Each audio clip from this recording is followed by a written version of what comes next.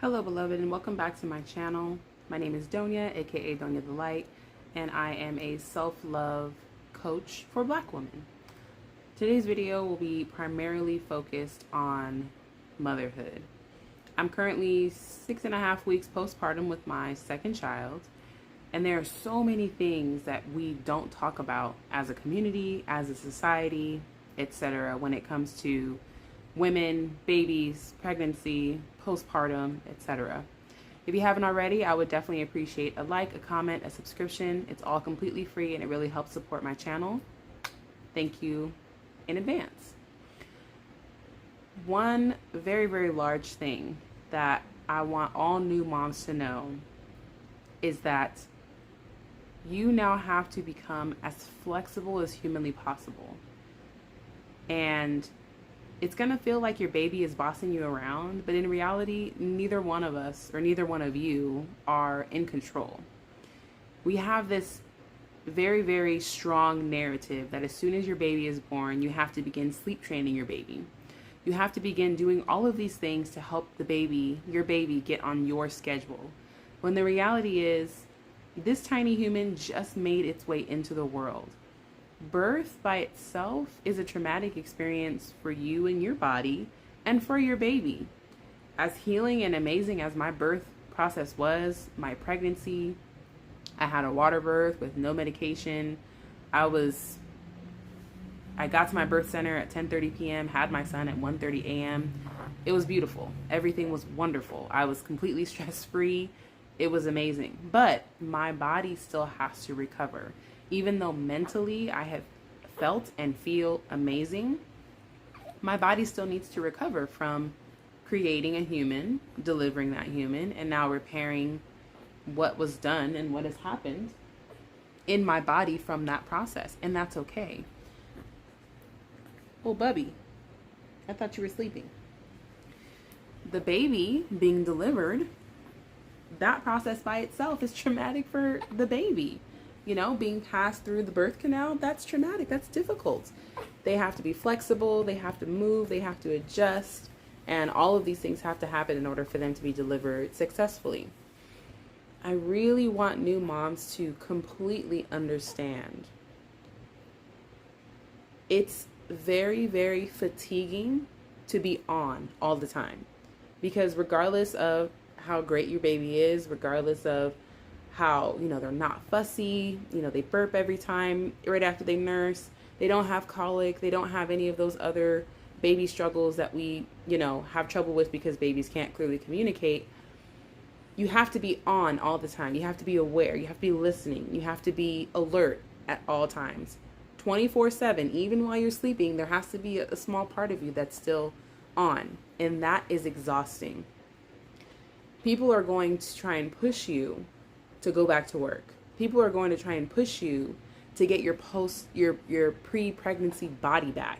People are going to try and push you to do all of these things as a person, as a woman who just delivered a child. And those things are not, if you don't feel fit to do those things, then don't do those things. I've been saying over and over that I was going to post videos on Tuesdays and Thursdays, and I have not been consistent. I'm okay with that. I really, really am, because my content is still here. For anyone that needs to watch it, my videos are here. Whether or not they're uploaded on Tuesday and on Thursday, I don't feel that's as important as just creating the videos in the first place. If for some strange reason I have a day where I have the time and the energy to record 3 videos, then I'm going to do that. I'm going to take advantage. But this little baby right here, everything that I'm doing in a day is revolving around him. There's going to be days where he is so sleepy and all he wants to do is sleep all day, and it's going to be wonderful because I'll take advantage of that. There's going to be days where all he wants to do is be held, and that's okay.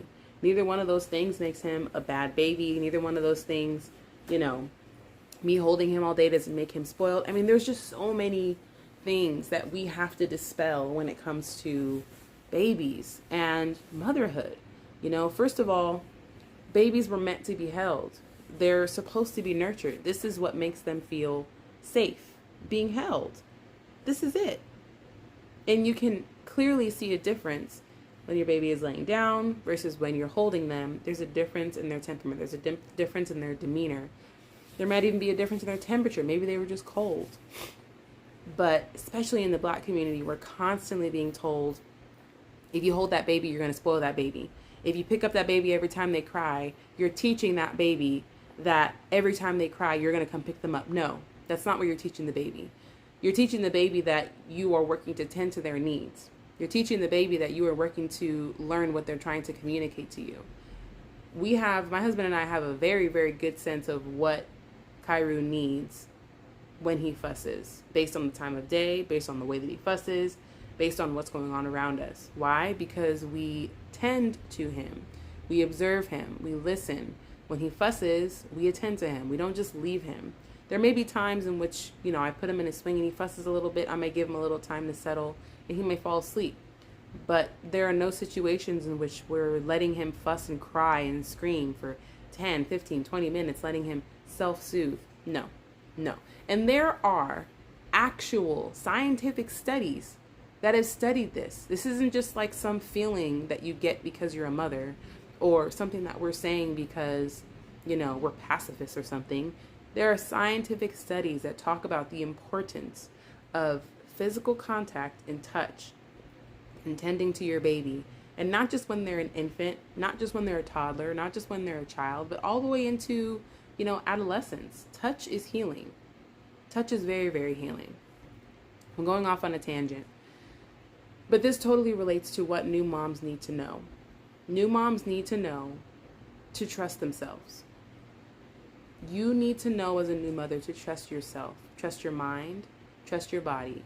And if you feel that something is not right, then reach out for help.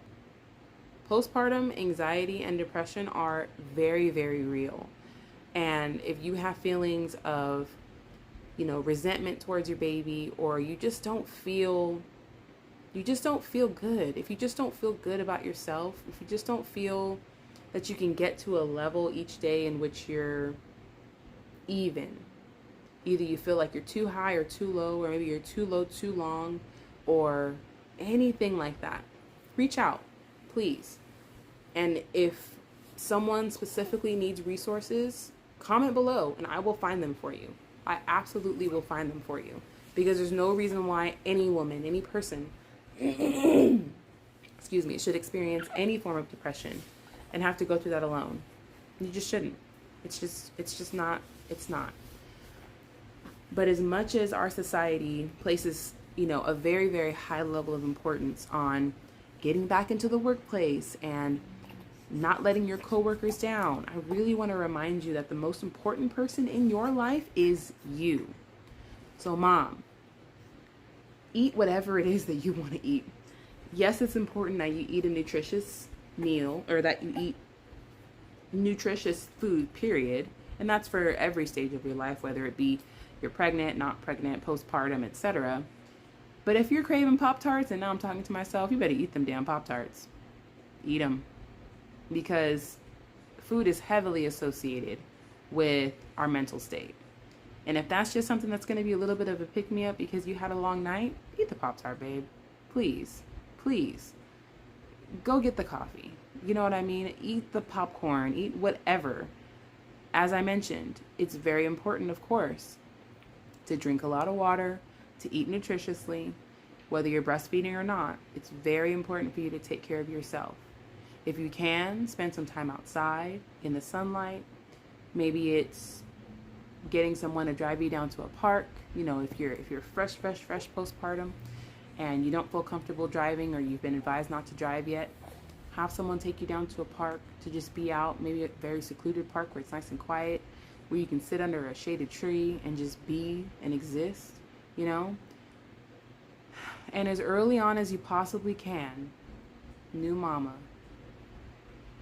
develop a trusted circle of people that you can actually call on when you need support.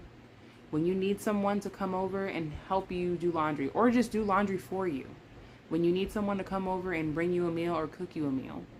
When you need someone to come over and just tend to the baby so you can sleep or get a good nap. Whatever it is, as soon as you possibly can, develop that circle.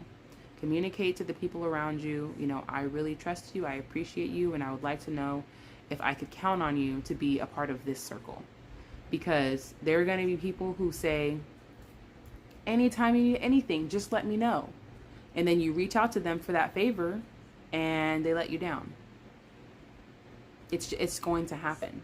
So even if before you give birth, or if there are situations in which you can kind of practice whether or not you can rely on that person, I would highly encourage you to do so. Ask that person to just come over, because in all honesty, whether you need the help or not, you can ask someone to come do some laundry for you and just see if they do.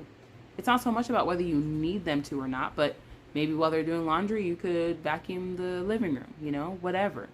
But make sure that those people have shown you through their actions that you can rely on them and that you can trust them. Not just that they say, anytime you need anything, give me a holler. Or, I would really love to come by and help you. I'm sure you have your hands full. Make sure that they actually show you through their actions that you can rely on them. And don't just assume that people in your family will be there when you need them to be. Don't just assume that you can count on people just because you're related to them. Genuinely reach out to people that you trust and that you can rely on, because you're going to need support, and that's okay. It's okay. I mean, the phrase, it takes a village, that goes for everything. It's not just raising a child, it's raising a person. Even though we may be mothers, we are not yet ourselves, fully raised. There are so many things that we need to learn, and we need to be okay with accepting help.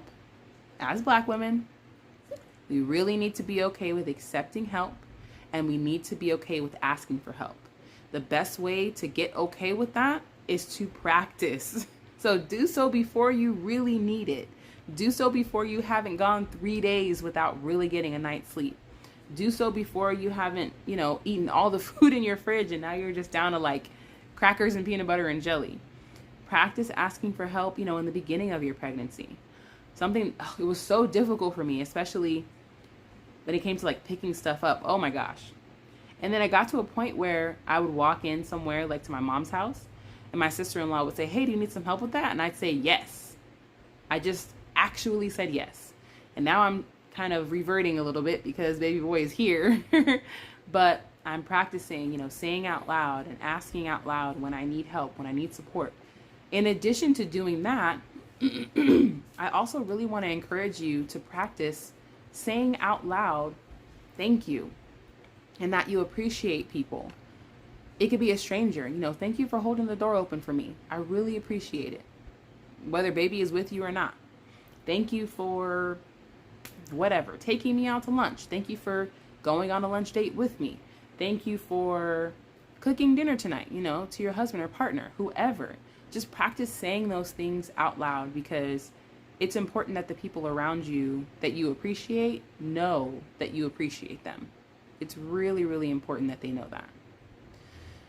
I feel as though I could talk about this for hours, but I just wanted to make it relatively short and just know that whether you are pregnant, whether you're planning to get pregnant, whether you're postpartum, keep in mind that it's going to take time for you to heal, that you need to develop a trusted circle of people that you can rely on, really rely on, and that you need to give yourself time and you need to give yourself grace, regardless of what your employer is telling you, regardless of what your family members who have done this before and who bounced back and blah, blah, blah. Listen to your body. Trust yourself, okay? You can do it. And again, if you need support, if you need resources for postpartum anxiety or depression, if you're having any kind of suicidal thoughts or thinking about harming yourself, please comment below and I would happily send you any resources I can find.